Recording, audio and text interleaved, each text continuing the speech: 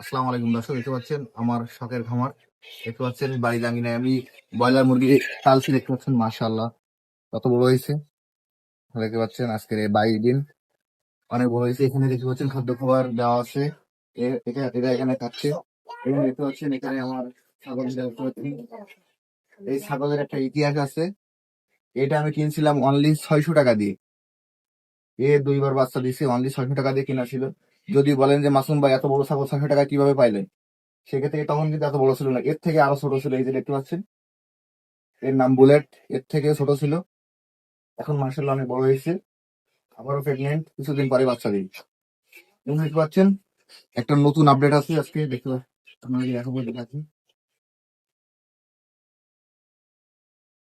এই যে দেখতে পাচ্ছেন, গতকাল গিয়েছিলাম শাহপুর পশু হাটে প্রতিবেদন করতে। মার্শাল্লাহ বাজারে গিয়ে একে দেখার পরেই মনে করেন আমার চোখ আটকে যায় খাঁচার ভিতরে। একে নিয়ে আসছি, আপনারা দেখেন। মার্শাল্লাহ অনেক সুন্দর একটা মুরগি,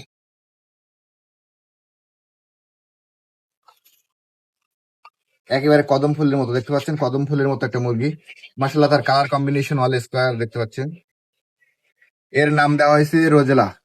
আপনারা এর জন্য দোয়া করবেন এবং এর নেক্সট আপডেট আপনাদেরকে দেখাবো ইনশাআল্লাহ। এর জন্য একটা ফেয়ার দেওয়া হবে। তার নাম অলরেডি আমরা ঠিক করে রাখছি, অ্যালেক্স হবে তার নাম। দেখতে পাচ্ছেন এই খাঁচার ভিতরে থাকবে। এর ঘর এই খাঁচার ভিতরে দেওয়া হয়েছে।